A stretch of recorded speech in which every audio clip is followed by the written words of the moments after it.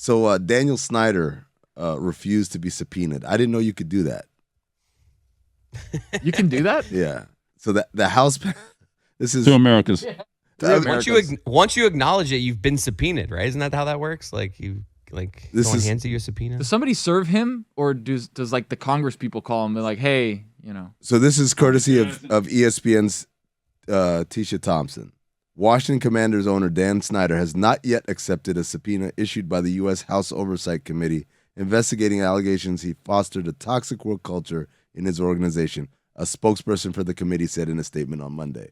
Committee attempted to send the subpoena to Snyder's attorney by email on Friday, but Karen Seymour, one of Snyder's lawyers, declined to accept it, according to two sources familiar with the ongoing negotiation between the committee and Snyder's attorneys. I'm picturing them showing up at his door and him like just closing his eyes, like, nope, didn't see you, can't accept it. How do you not accept it? Do you just not answer the email? You don't open it? Decline to accept. How do you decline to accept an email? I thought it's kind of involuntary. It just comes in. You reply spam. You read it and then mark it as unread. Seth Rogen came to his office and was like, I'm looking for yada, yada, yada. And you're served. You got Pineapple Express coming in a disguise. I love the disguises. I also like the idea of them showing up and saying, we're here to serve Daniel Snyder. Like, who? He doesn't work here anymore. Daniel Snyder? Is that a Daniel Snyder? You said Snyder? Snyder. No, I think you have the wrong address. While he's wearing the name tag that says Dan Snyder. With a Washington Commanders outfit on, the jumpsuit, everything. So as part of this story, Roger Goodell had to go talk to Congress, right, for this House committee. And Zach Harper and I were talking about this over the weekend. And we were like, how much does Roger Goodell make? And he makes $64 million a year. I don't know if you guys knew that. Damn, that went up with inflation went up? Yeah, of course. Gas is going up, Tony. I didn't know that. How is he supposed to afford to drive from Greenwich, Connecticut down to NFL or the private offices? jet, too. Jet fuel. Oh, my God. So wait, everybody gets big raises in the last year? Is that how that works? That's what I heard. Easy, Chris. Danger zone. I care about you. No, I'm not. Why you think I'm talking about me? I'm good. Oh, man. So anyway, I asked Zach this question, and I opened it up to everybody. Like, he gets paid $64 million. Why? Because he's a human meat shield for the owners. Because Dan Snyder doesn't want to go talk to Congress. You got to go talk to Congress. I said, how much would your salary have to be for you to willingly be like, I'll be the one to go take the bullets and go in front of Congress and look like an idiot? Obviously, we'd all do it for $64 million. Let's just start there. I'd do it for far less. Yeah, that's what's that number? Would you do it for $20 million a year? I would do it for like $500,000. You do it for I was going to say, what about $640,000? You do it for $600,000? Yes, what? You do it for season tickets, Juju? To go watch the Falcons be terrible? Or the commies. Sold. Jeez. Wait, hold on. You guys really would, you'd go and get stressed out and go in front of Congress and stuff and maybe perjure and maybe go to jail for $600,000 and season tickets? Roger Goodell's not going to jail. He can perjure all he wants. He's not going to jail. He's not going to jail because he makes $64 million a year. He can afford the best lawyers. Your dumbass going for $500,000, that's a different story. You can't afford the best lawyers on $500,000. Yeah, that's true. See, there's a math behind this guy. So how much would it take? Snyder is my dog. If Snyder's my dog and I went to high school with him and we shot pistols together, yeah, I'm going to take the charge. $500,000. But did he go to high school with him? I mean, allegedly. No. Oh, okay. I was like, I have to Google this. Sometimes I feel like an idiot. I'm like, oh shit, I didn't know they rolled like that. But no, that's my point though, Juju. It's like none of these guys are his boys. He don't really care about them like that. He does it because he gets paid $64 million a year, and for that amount of money, there's nothing I won't do. Is being a meat shield that bad? It is when it's Congress, Chris. No, like what is an actual meat shield? It's a shield made out of meat. Yeah. I literally, what is it used for? Like, what are we talking about? You know what a shield is, right? Yes, I do. Okay. So imagine if that shield, instead of being made out of like vibranium or whatever. But why is this so bad? Why is it saying he's a meat shield? Like, I just don't. It's saying basically, imagine like Daniel Snyder's Captain America. and Roger Goodell is on his arm. So as bad guys shoot bullets and throw Why acid isn't and all Roger that. Goodell just a shield? He's a shield for the owners. Because- but why are we calling him a meat shield? Because He's made of meat. yes. But we're just okay. He could be made of anything. No, he he's could be not. A dick shield. He could be a dick shield. He's I made mean, of He's dicks. not made of dick. I'm just saying, At like, least I don't think so. I'm more asking about why did we start this saying of he's a meat shield? Like, Well, why, Dan started it. He's just a shield. He's a shield for the league. Like, why is this shield made of meat? Is my only question. Because he's made of meat. He's made of meat. We're describing the shield. Like as- a human shield. Yes, a human meat So it's shield. made of human flesh. Yes. Roger Literally that specifically, person, yeah. Specifically Roger Goodell's human flesh. Okay, he's a human meat shield. Yes. Okay. So wait, this is not a saying. This is just something Dan created. I need No, some bro, it's verification a from the saying. room. All right, I'm Lewis, but I'm curious of how. Why are you mad about it?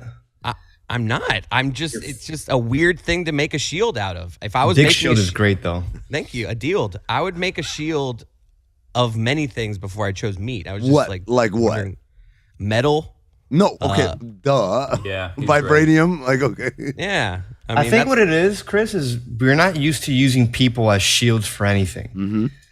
So it's like derogatory. Be like, wow, you're gonna use like a meat shield. Mm-hmm. Like people shouldn't be used as shields. It's supposed to give you a visceral reaction. Like that's wrong. We shouldn't be doing that.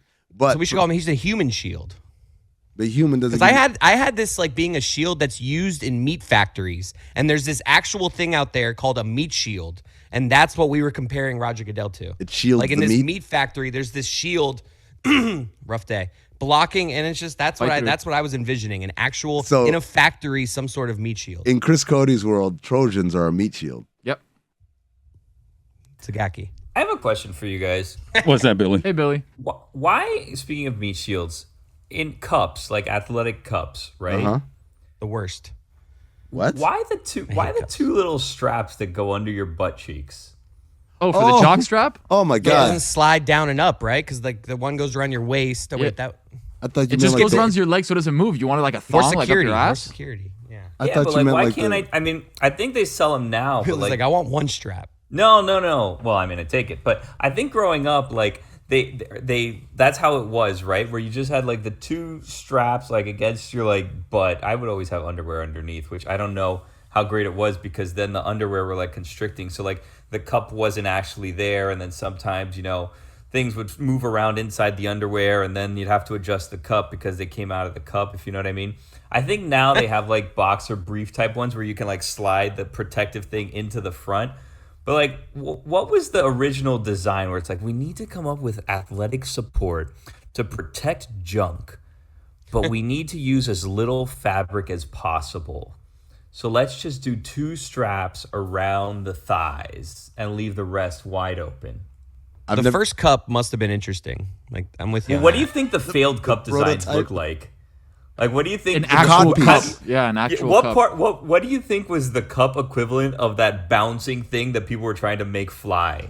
You know what I mean? Like that thing that just goes up and down that didn't actually work. Like, where are the failed cups? I would imagine that they put like just a cup on your area and like it's Exactly. gonna stay. And like the first version of it was just a cup that they put there, and they're like, all right, we need something like some security, something to secure this. Do you think there was ever like a cast iron, like this is like for the testicles and this is The chastity for the belt. penis? So yeah, so let me just throw this because I know And then like somewhere. people were running around baseball fields and it looked like they just had giant erections because like it was like fully formed. Kind of what it looks like now. Somewhere on Reddit, there's someone like, oh my God, this show, well, they don't know anything. Have you ever heard of a cod piece? I work in a cod piece factory, and I've done, like, that's what Reddit is like, by the way. It's always like they take our stupid ass conversations and expect us to actually be like experts What on is- the what is a history of the cod cup. piece? A cod piece is this thing like in the medieval ages. It was basically a cup. It was made out of metal, and that's what not Vikings, knights would wear.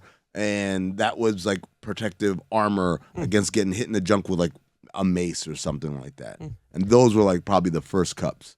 It sounds Also, like you're the Reddit person in this conversation where you're just flexing your cod piece. You knowledge. idiots. Like I was thinking like, so before they just used to put like their junk in a fish and run around and like that was that. Ouch. I didn't wear a cup. I did not wear a cup for all of high school baseball. and I Crazy. played I've never, infield. crazy I've never, person. I've And never my worn a cup. My senior year, I played infield too. In the outfield, it's kind of like not all outfielders wear a cup, but infielders, and I played first base and I did not wear it because it was just I don't want to get into detail. Not comfortable wearing. Show a cup. of hands, because I've never worn a cup. I'm assuming everyone here who has played sports has worn a cup. You've never worn Yeah. a cup. Never worn a cup in my life. Number two, Wow. how many times in the line of duty have you been struck in the nether region and thank God for the cup, like it was a Kevlar vest? Me, because I played catcher at the World Cup. Oh, okay, that makes yeah. sense. That's Well, so you want to know horrible coaching and parenting that would go on at the time? Oh my And God. Chris is like a coach. Tamiami Park. This was happening to me too. Cup check. They would go Yes. around and say cup check, and they'd get the metal bat and they'd go and try to hit you in Jesus. the junk to make sure you were in Yes. the cup. And if you weren't, you couldn't play. So it was like a game of chicken. Like, am I gonna let the coach hit me in the dick, or am I gonna just wear a cup and be uncomfortable? So that's the only time the cup came in handy was when this man wanted Was to on molest Cup you. check, I think the cup mainly came in handy to protect me from adults who were trying to hit me in the junk with a metal bat. From molesters. God. Yeah. Alleged molest. You know, there's no cups in football, right? So you put on the pants. There's padding everywhere Yeah. except the cup. Really? Oh yeah, there's no cups in football. Oh man, you getting that dog power fighting for a That's fumble, right. You get gonna be grabbed, you get terrible. squeezed, Yeah. you get twisted. Yeah. So I guess I go back to this. What is the purpose of a cup to protect you from, other than molesty adults? The Foul ball. tips. That's Foul it. tips, Yeah. like me. Foul tips. Oh, and yes, and Well, like being a catcher. infielders, like a ground So- ball getting a bad hop, and then like a ball. Chris, pops how many up. infielders in the that major happened leagues to you? wear a cup? I would assume all of them. I but assume I don't none. know. Wait, I hold on. assume zero. Wait, but I'm Tony. saying, how often are you guys getting hit in the junk by ball that hit the ground first? I mean, I think an infielder. I mean, I don't know the numbers on this, but it just I think you. What about you when you played? I never got hit. Exactly. But I played high school baseball. But I'm struggling today. I played high school baseball 17 games a year or something. I'm not playing 100. but you were playing little Fight league through, and buddy, stuff fight like through. Yeah, you got it. What's happening here? Are you I okay? I tell you what's happening. We're transitioning to who's gonna win the AFC West this year. Holy, holy. Yes. What? The Chiefs. Next. Across decades, I'm gonna play Dan today. You know, across decades, the AFC West has been mediocre a little bit. You know what I mean? And this year we got Dangerous. We got Justin Chargers. We got The Raiders. Justin Herbert. Yeah, wait. I like Paulo Justin Chargers. He's hitting Banchero. this Dan impression amazingly. You know what? Yeah, what's his You name? Paulo Mahomes. So yeah, who do you guys got coming out of the AFC West this year? Wait, hold on, Juju, if I may, before we transition into that. Chris Cody had a top 5 that was promised to us. I'm still Wow. working on that. How? How are you still That was working on kind of it? just a thing in the chat. I'm still working on that. How are you this incompetent? The product of nepotism, and he's just like a fruit from the rotten tree that is his father, That Dan never doing impression. any work. Terrible. Yeah. So I found Ray Tango. in 1874, the bike company developed the jockstrap as a sporty support system to protect the goodies of cyclists while cycling.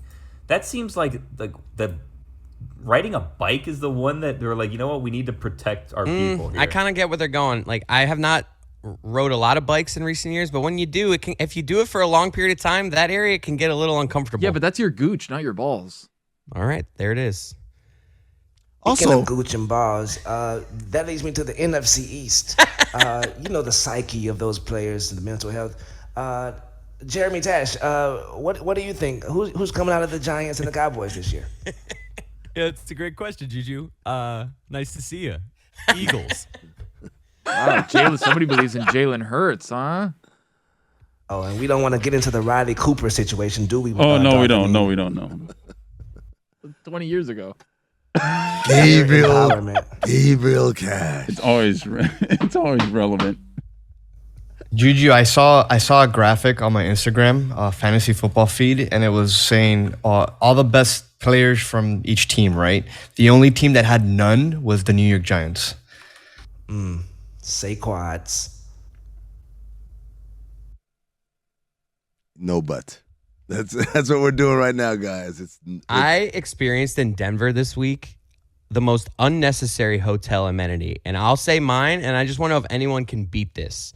I talked about this on the Greg Cody Show podcast. Throw that a little plug real quick. So if you want to check that out, you can. But in the bathroom, the toilet paper triangle. I like Get out of here with this. Oh, I don't the hotel. Need it. Yeah. I'm like they do this thing with the toilet, the last piece of toilet paper folded into a triangle. I'm just gonna wipe my ass with it. No. I don't care if it's a square or a triangle. It's unnecessary. These cleaning people are taking time out of their day to fold this little thing. It's like, I'm good. The only square here is you, Chris Code. Oh my gosh. Attaboy. Wow. What do you do with that triangle? They do it to show you I've been here and I cleaned this shit up. That's all it is. It is a marker. Did they even clean in here? Yes, we did. Little triangle. There you go. Okay. That's it. It's there just as a But signal. it's so painfully obvious when you walk back in your hotel room that they've been there. You can it's just like a room has an aura about it when it's clean. It's kind of like that. I don't know if you guys have cleaning people at your house, first world problems. Oh my but you gosh. walk home on a day after the cleaning person was there. Roger there's Goodell nothing better over here. than entering a house and it's just like, this whole place has been cleaned and it's delightful. Do you clean before the cleaning person comes? Yeah, you pick up. Yeah. You clean. they're there for. Like pick up all the shit so they can actually clean. Like their job is not to pick up my shit; it's to help clean the areas. So I think I'd be uncomfortable with that. what cleaning before that or No, like having someone go through all my stuff and like tidying it up because I'm so messy that I yeah, wouldn't that's want- why. No, that's what I'm telling you. I do clean. They're actually. Oh my god, actually, I need to text my cleaning people that they can't come today. Oh Anyways, boy. Oh Jeez. no. sorry. Sort of like the situation that Jimmy Garoppolo has to clean out his locker in the NFC West. Who do you guys got coming out of the San Francisco 49ers quarterback room this year? I'm a Trey Molly Lance guy. Debo. Debo. Debo and quarterback. Really? Why not? What's the worst that could happen, right? Right. Is he gonna play for them? That's how you get him to stay. You be like, okay, Debo, you got He it. can be Look, quarterback. you can play quarterback, running back, and wide receiver, and we're gonna get you a jersey, whatever number you want. So you're rescheduling the cleaning people, right? Not just saying you're not coming. Oh no, of course. Yeah, I'm just telling them that I had to stay home from work because of stuff, and yeah, I'm That they can't come through and clean. Yeah, can't use the vacuum on the I'm microphone. like working and stuff. I submit like to to get you. out of the house when they come. I submit to you, let them clean in the background, then maybe we can interview them. Yeah. On a scale of 1 to 10, how dirty is Chris Cody's house I mean- compared to your other houses that you clean? It's a couple that comes here, and the husband is a chatty Cathy. Oh. So I don't know if we want to interview him. Yeah, definitely not. Well, those are the best people to interview. What does the husband talk to you about? He What's just the loves husband's sports, name? man. He What's just wants his name? to talk. He wants to talk like it's Guillermo, actually.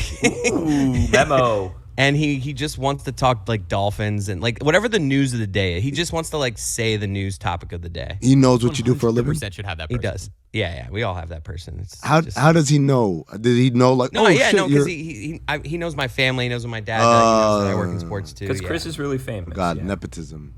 Well, no, it's just he knows. Does Guillermo and Guillermo's spouse also clean for your dad? Yes. Okay. Oh, there you go. It's all in the family. I don't like when people find out what I do for a living. It's bad enough when people know what I do for a living and jump in. Sometimes I slip up and what do you do for a living? And I say, oh, I podcast. And then, what kind of podcast? Like sports. And I'm like, I always downplay it and I'm very vague because I don't want people to think that I'm like, trying to say. So No. I'm always like, I produce a sports podcast. That's not why, and, like, Chris. They have Chris, to ask follow-ups for Chris, me to that's say not what why. it is. That's not why. What?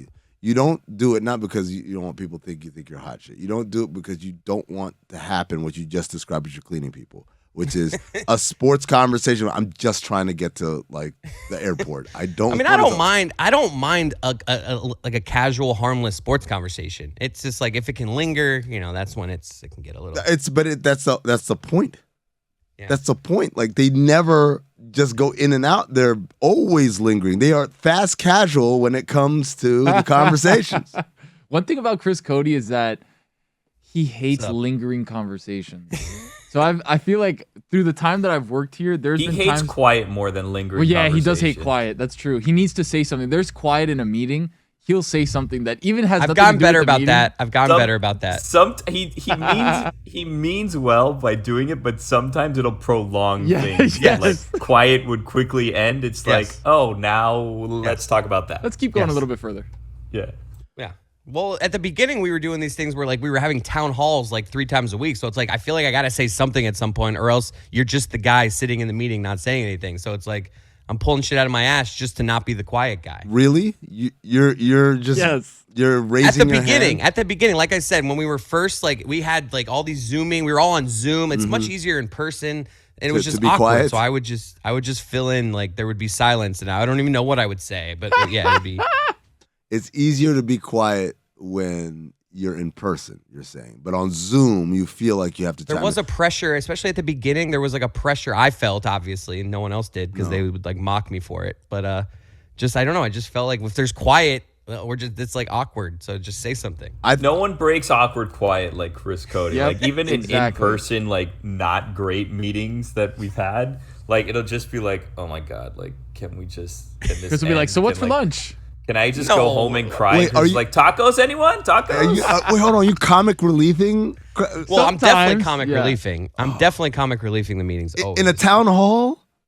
Yeah, I'll be like, Gary, nice forehead. Like, you know, I'll just do something Nice like that. forehead.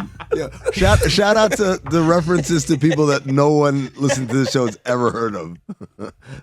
See you, Gary.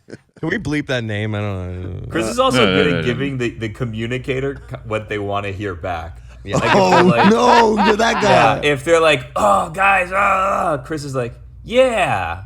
And then Yeah. it's like, oh, okay. Chris, were you the guy on sports teams, like in the locker room, right after like the fiery speech? Like, come on, guys. You just like hype them I up? was on my teams, like as a senior in high school, like I was the guy, like everybody out here, let's go. Oh. Everybody out of the Hype dugout, guy. we got to hit. And I'm like giving a little speech before, all right, let's go. Hits on 3. 1, 2, 3, hits. Let's go. Everybody up. Everybody up this inning.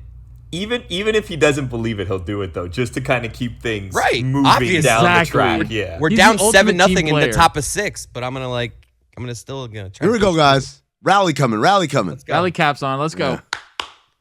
God, man. That's why when I coached high school baseball, very frustrating when I didn't have a guy that would be me. I needed a me. I needed a guy that's gonna You like. needed- I tried to like mold like, hey, come on, you need to get everybody up here. Police You know- the locker room? I've always wondered that, and I'm glad that you're bringing it up. Like, so there, everybody has like every group, every whatever has like the hype guy, right? Or like this is the person whose role is this, right?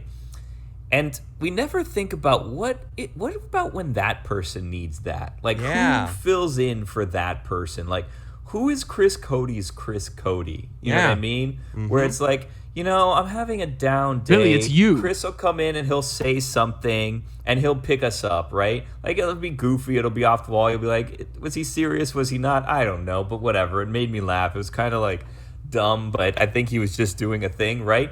But who is that person for you, Chris Cody? Like, who's the person when you're like down and out that's like, you know what? I'm gonna just say that thing and make an ass of myself to make Chris smile and keep Chris's day going well.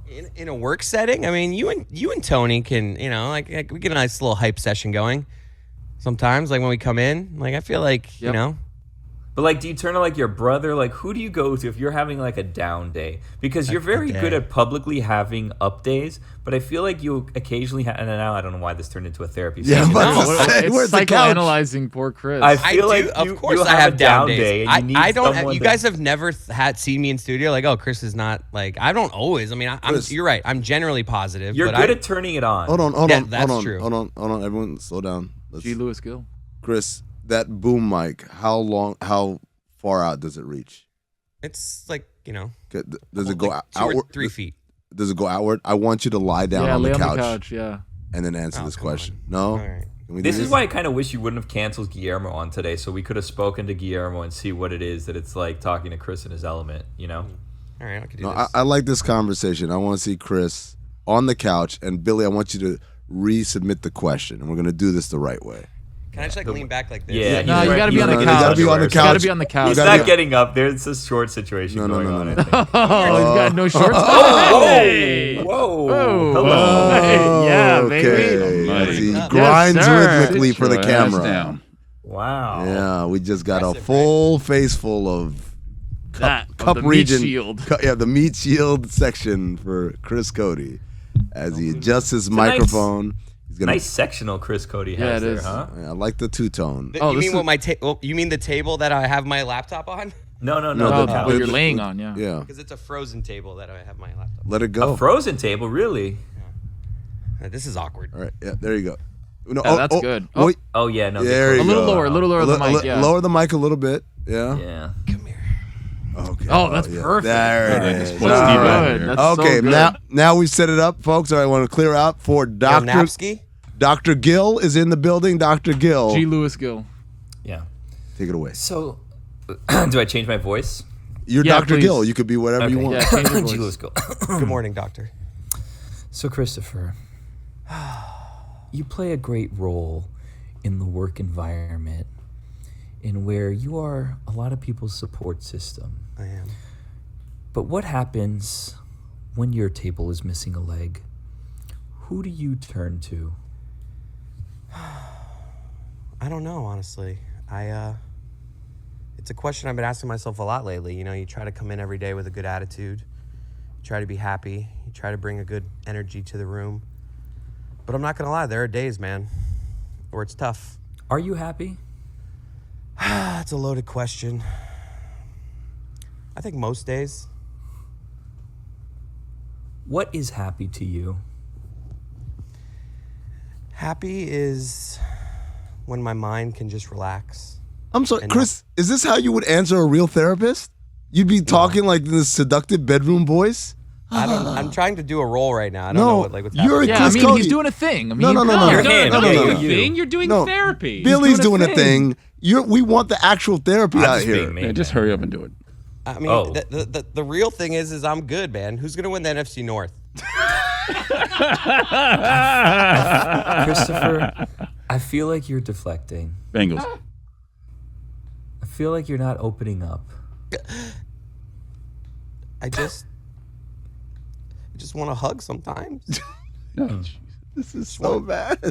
We're just to answer the question Asshole. honestly. We were talking about you're the upbeat guy. Who's your upbeat guy? And you were You made me answering. lay on a couch. So I you thought we can't- were doing a bit. We Like, are like, doing a bit. We just want you to answer the questions while laying down on the couch. All That's right. Let's do this again. I will answer these. All right, honestly. Dr. Go Gill. ahead. So start. And speed. Rewind. Every places. Quiet on the set. Quiet on the set, speed. Action. Morning, doctor. Good morning, Christopher. How have you been? I'm good, Billy. I'm doing all right On a today. scale of A through J, how happy do you think you are? I'm very happy. I have a beautiful family. A through J. I'd say a B. B. That's J's the happiest. So Oh, damn. we have a lot to discuss. I feel So like in the middle. I'm happy, man. I obviously, like anybody, I have days where shit's a little stressful, but I'm good, man. We'll give you an H then. Okay. What makes you a G? I'm loyal. No. What makes you a letter G on the scale of A through J? Can we do? Well, Roy how do you now? go from H to J and not from H to E?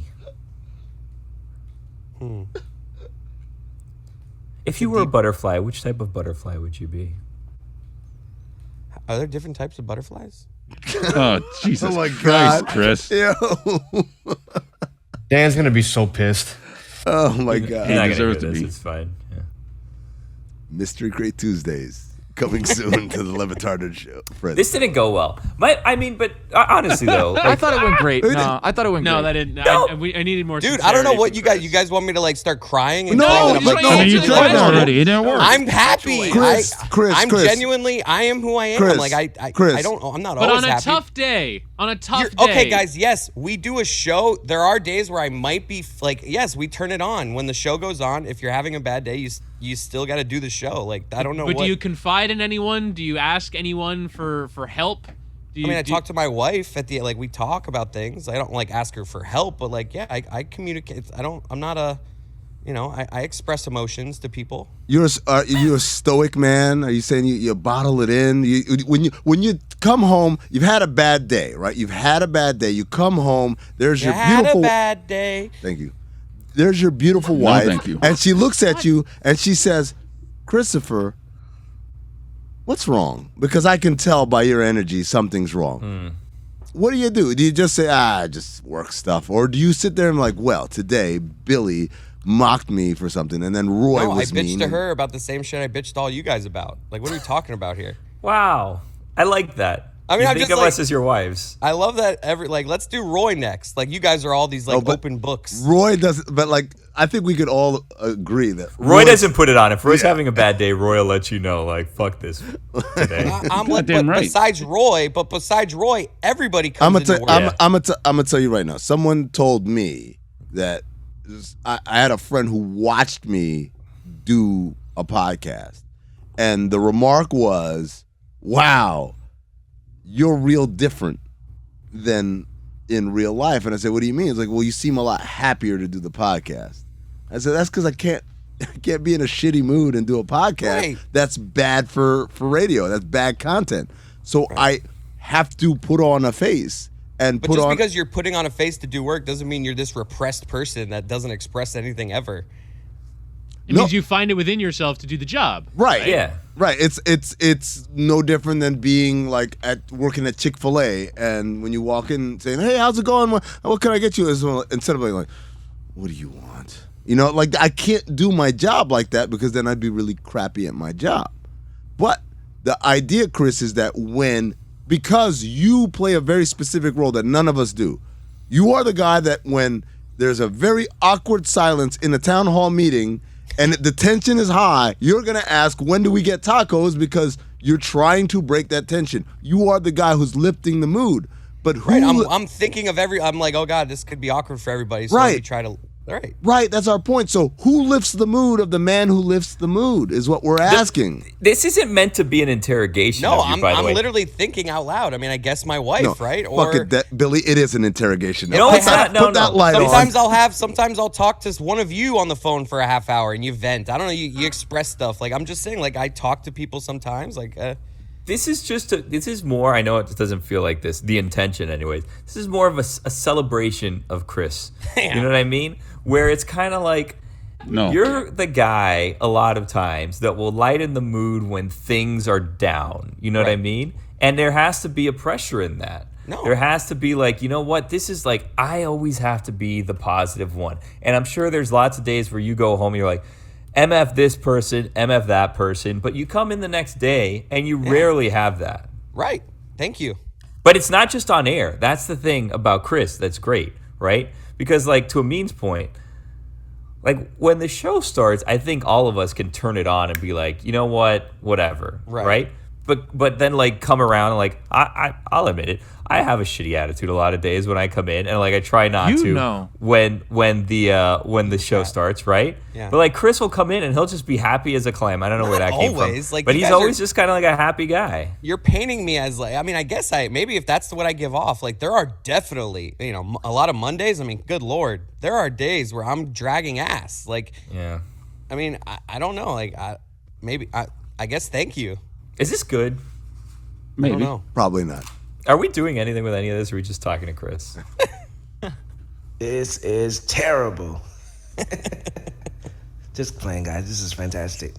AFC South. What do we? Attaboy, Roy. We're joined by Mary Carillo of HBO Real Sports. She's joining us to discuss her story that she reported on tennis superstar Chris Evert and her ovarian cancer diagnosis. The story is running on HBO Real Sports this week and is streaming on HBO Max. Mary Carillo, thank you so much for joining us and an illustrious career both in tennis and as a journalist. But what drew you to this story? Yeah, I've known Chris Evert for 45 years. I met her for the first time when I walked into a locker room when I was 20 years old, and I idolized her. And after knowing her for this long now and seeing how open and the kind of access she gave us to tell this tough story, I admire her and respect her even more. But it was, Chrissy had announced a couple of months ago with her friend Chris McKendry that she had ovarian cancer and she was fighting the good fight. The same cancer that killed her little sister, Jeannie. So I was in touch with her, and then finally I said to one of my producers, Nick Dolan, who did the piece, I said, I think maybe we could get her, and Chrissy thought about it, and then she said yes. So we spent 4 days with her, and we talked to her sister, we talked to her doctors, we talked to her ex-husband, Andy Mill. They could not have been more gracious and more generous. And Chris Evert is such a massive figure in the world of women's tennis. What ultimately, beyond the relationship between her career and her status and this diagnosis is the takeaway from talking to her about ovarian cancer? Because obviously it's something that a lot of women go through, but what was her story with it? Well, obviously it was very personal for Chrissy because it killed her sister, Jeannie Evert, and because the science, there are methods now to check genetic mutations. The BRCA gene is what got Jeannie Evert, and so Chrissy had to watch her sister go down. The whole family did, and when she recognized that she had it, she took care of it. Chrissy was diagnosed with the same thing that killed Jeannie last October. Had she not done something right away, she would be in stage 4 right now, cancer. So I think what Chrissy's message more than anything is get tested, know your family history, know what kind of bloodlines you've got, and make sure, because Chrissy uses the word insidious to describe ovarian cancer because it's so hard to detect. They were looking for it, Chris. They were looking for it, and it was still hard to detect. Yeah, that's an important story to tell because it's going to send hundreds or thousands of women to their doctor, and it's going to save lives. So thanks for doing it.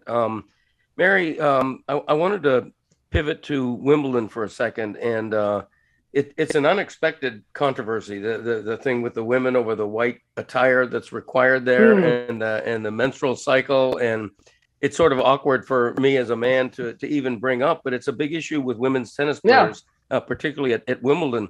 What's the right way for this grandest of all tennis tournaments to handle this controversy?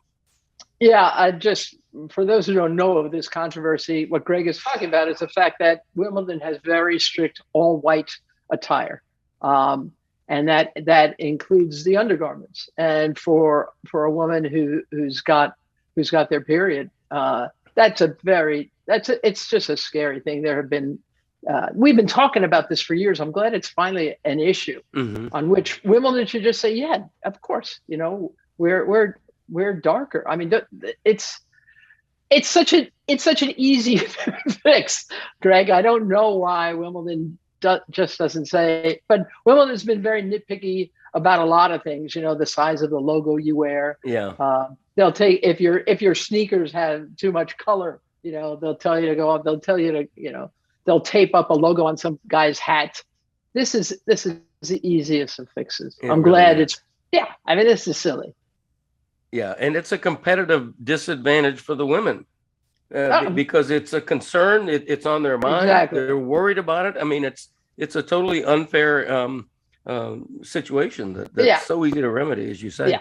I'm hoping by next year this thing isn't even a conversation. But Mary, you can probably give us insight. How stodgy is this institution? Well, they're stodgy, but for the most part, they're stodgy in the best ways. I mean, they really know how to throw a celebration. This year, for instance, it's the 100th anniversary of Center Court, Wimbledon. So they're going to have some really classy, elegant celebration of that. They try, every time they add something to the grounds of the All England Lawn Tennis Club, it's done with great thought. They've added a couple of stadia in recent years, and one of them is sunken down. It's like a perfect bowl in which to play. Today happens to be a very windy day at Wimbledon. So if you are on one of those protected courts, your matches are going to be a lot cleaner than the people playing in the wind on the outer court. So I have nothing but respect for Wimbledon, but it's these little things that maybe they could fix quickly. Yeah, can you give us a sense of the previous there? Like, what are the other examples of small things that have come in contrast with the tennis players that give that precedent of, okay, you would think this is a simple answer, but it's not, because it's Wimbledon and it's the All England. Like, when I think of that institution, I think of incredibly pretentious. I think of, like things, and part of that is the reason why it is such an institution that people watch Wimbledon. It's created an aura for itself, but I feel like there have to have been moments in its history that probably don't reflect well upon further examination. No, I'm going to disagree with you. It's every player's dream when you're a little kid hitting against a wall. You're pretending you're at Wimbledon. You're pretending you've got match point for the championships. I mean, it is an incredible institution upon itself, and it tries very hard to maintain its own historical perspective.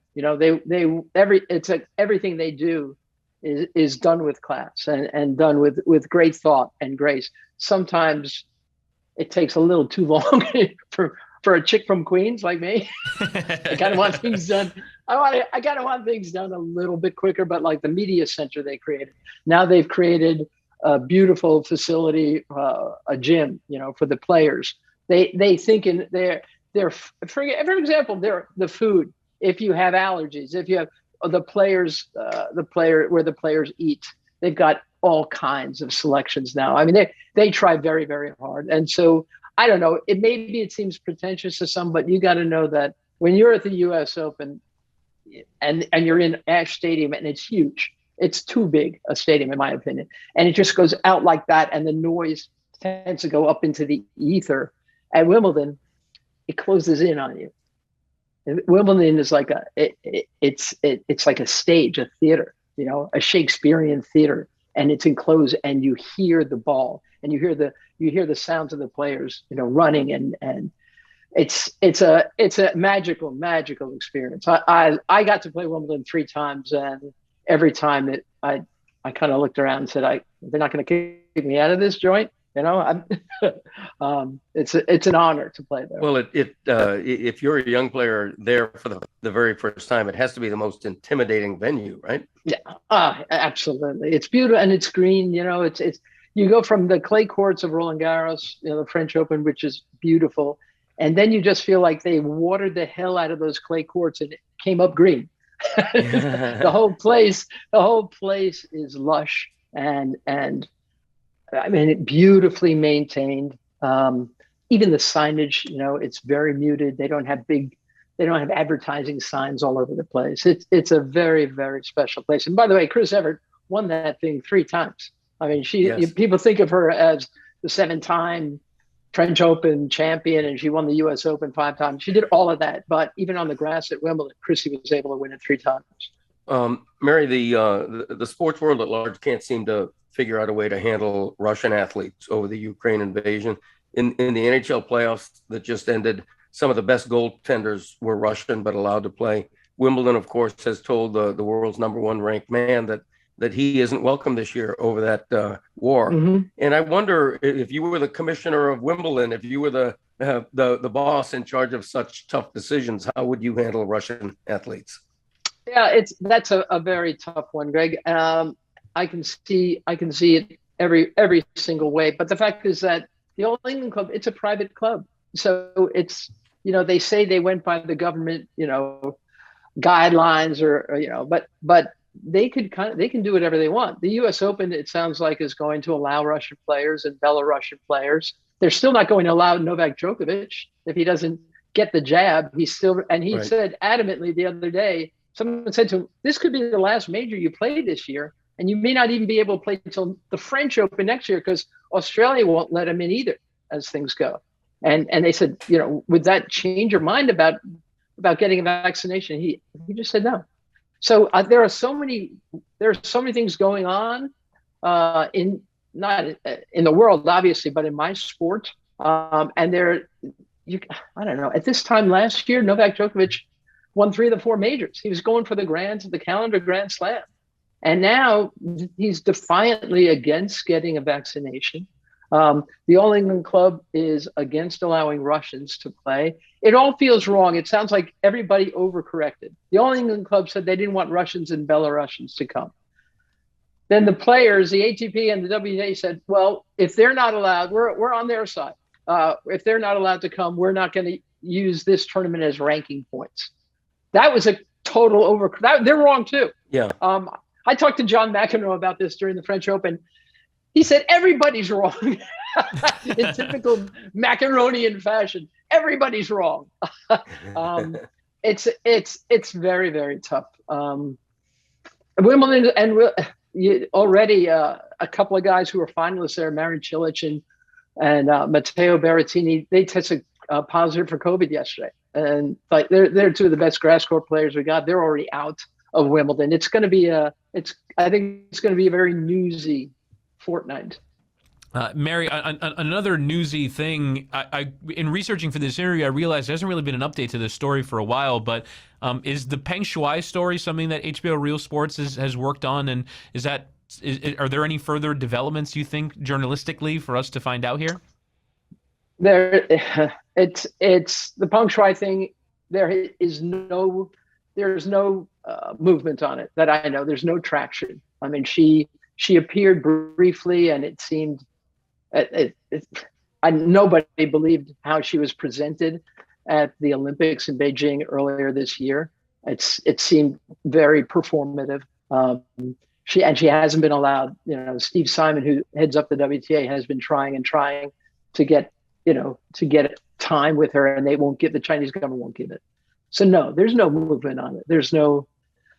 I don't know that we'll see her again, frankly. I mean, this is a woman who was a terrific tennis player, won 2 Grand Slam titles in doubles. No, I don't think this is how they work in China. I mean, people just disappear. Mary, one of the poignant stories at Wimbledon and in tennis for me is Serena making a comeback of sorts at age 40. Mm-hmm. And now the woman dominating the tour is barely half her age. And I wonder, can you envision Serena having another major win in her, or is that too much to ask at this point? I haven't seen her play a singles match yet. So it's hard to say, really, Greg. This is a woman who she hasn't played a singles match since last Wimbledon, right, where in an early round she slipped on the grass and hurt herself, and she hasn't played since. She played a couple of doubles matches on the grass in a tournament in Eastbourne, England last week. It's hard to know what she's got, frankly. Her serve still looks good. Because she was only covering half the court last week, you can't tell how her movement is. If you're asking me if I think she's got another major in her, if she's going to have another major, it would be here. It would be at Wimbledon. But, I mean, believe it or not, she's ranked in the 1200s now. And crazy. This is the greatest woman ranked in the 1200s of all time. And after Wimbledon, because there are no ranking points given this year, she'll be off the ranking computer completely. Not that she cares, by the way. She just wants to win majors. I don't think she would have entered this tournament if she didn't think she could win it.